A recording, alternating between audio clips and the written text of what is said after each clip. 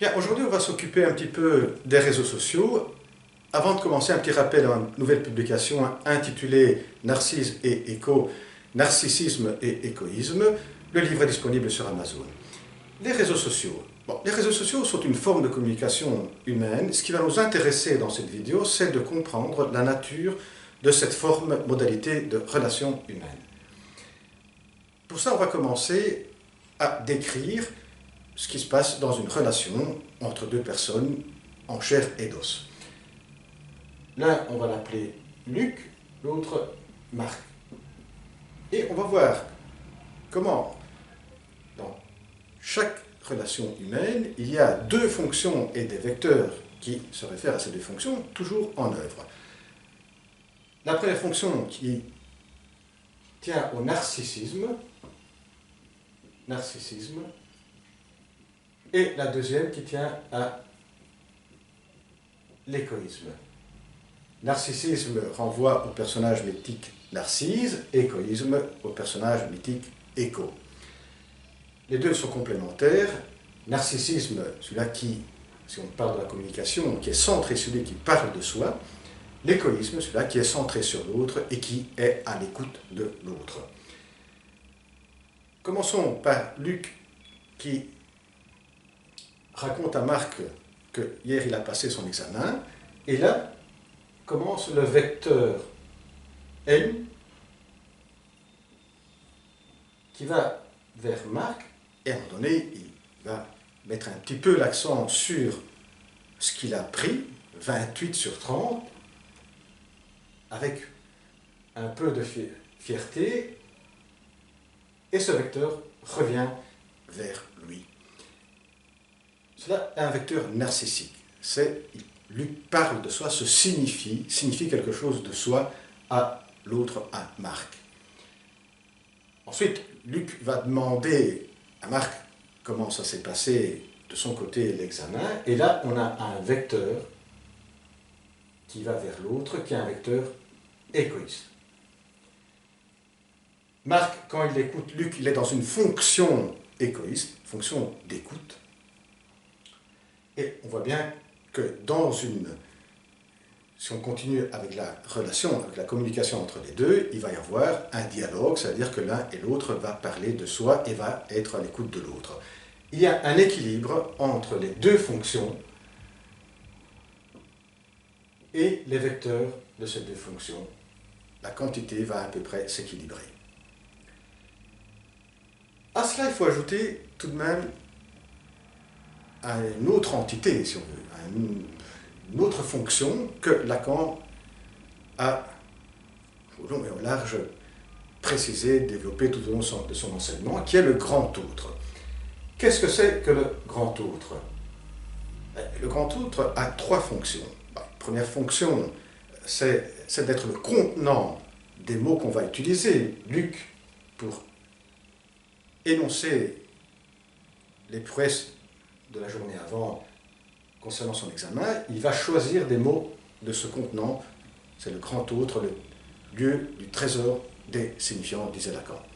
Deuxième fonction, c'est, grand autre, on a un peu, dans une culture donnée, ce qu'on peut dire, pas dire, ce qui est conseillé, ce qui n'est pas conseillé, et quand on pousse un petit peu trop, on dit des choses qu'on ne pourrait pas dire, on se sent un petit peu coupable, parce que le grand autre, c'est comme s'il vous disait « Attention, ce que tu as dit, il ne fallait pas le dire ».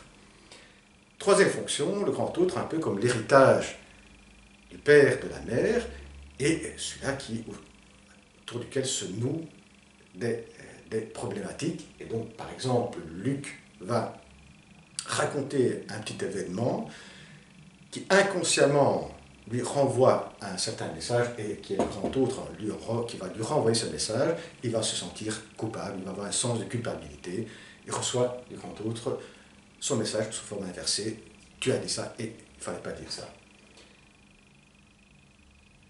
Maintenant, faisons que Luc est quelqu'un qui aime bien parler de soi, et donc les vecteurs qui sont utilisés par Luc sont des vecteurs narcissiques qui renvoient souvent à lui. ce mouvement de réflexivité, hein, sur sa propre identité et non sur l'altérité,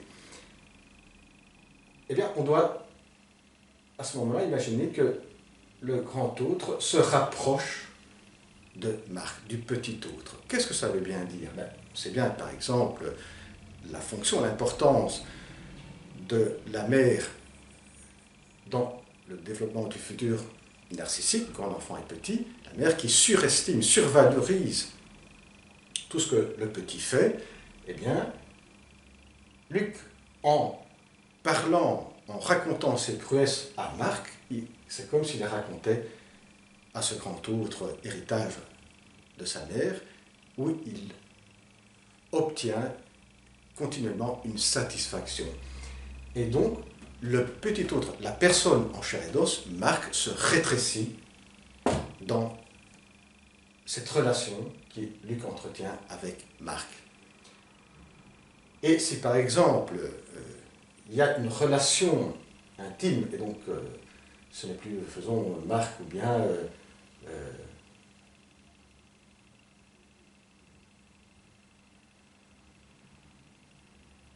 Louise,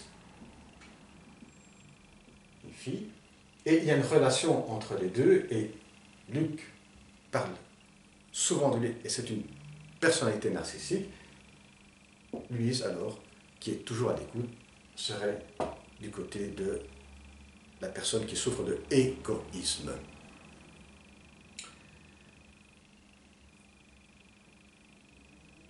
Voyons maintenant ce qui se passe du côté des réseaux sociaux.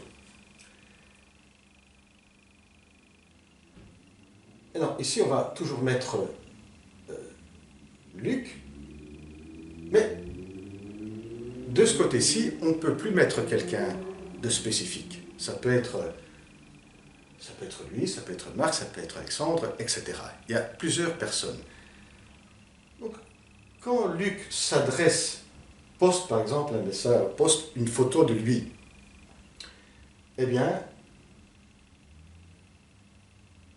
cette photo va s'adresser au grand autre. Étant donné qu'il n'y a pas une personne en chair et d'os précise, certainement on peut s'imaginer que oui, mais dans la plupart des cas, il n'y a pas une personne précise, eh bien, c'est au grand autre qui s'adresse.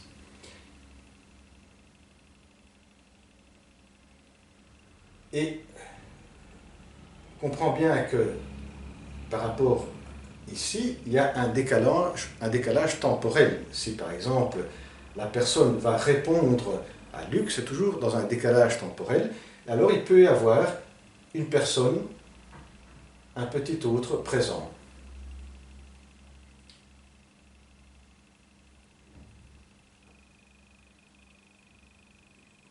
Alors, qu'est-ce qu'on voit comme différence? Quelle est la nature de cette relation ici par rapport à la relation humaine entre deux personnes en chair et d'os? Bien, premier aspect qui saute aux yeux, c'est que la fonction narcissique se cristallise et la fonction égoïste se cristallise aussi. C'est-à-dire que celui qui va poster quelque chose, il est dans une fonction narcissique, et celui-là qui reçoit, les petites personnes qui reçoivent, si on peut mettre plusieurs personnes qui vont recevoir, sont dans une fonction égoïste.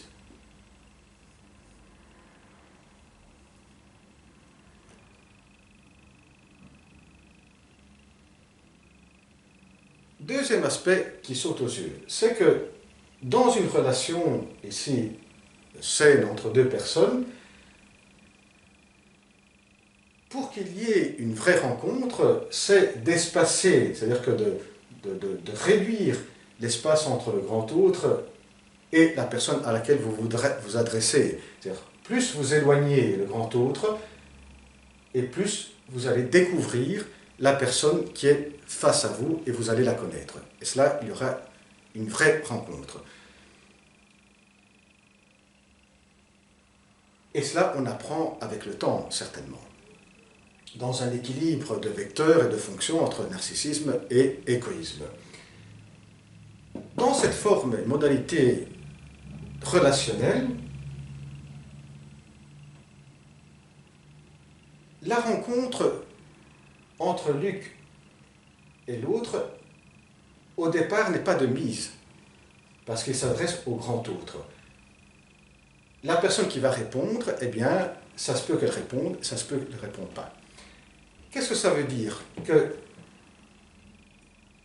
dans le premier cas ici de la relation en chair et d'os entre deux personnes, le petit autre, la personne à laquelle vous vous adressez, est une nécessité.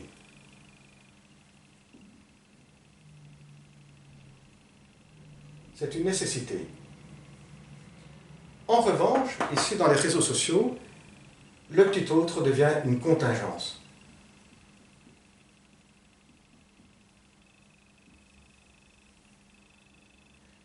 Et de fait, qu'est-ce qui va se passer? C'est que dans le premier cas d'une relation en chair et d'os, la nécessité, c'est la présence en chair et d'os d'une personne, et donc l'enjeu, c'est de mettre en place une rencontre, une vraie rencontre, bien que souvent ça ne se passe pas comme ça.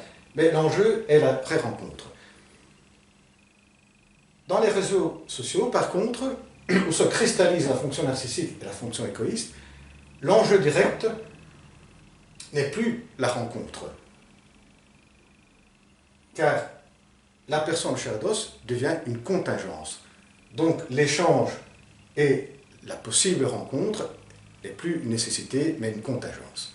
Voilà la nature de la relation, de la modalité rationnelle des réseaux sociaux par rapport à la modalité relationnelle entre des personnes et chair et d'os. Bien, à la prochaine vidéo, au revoir.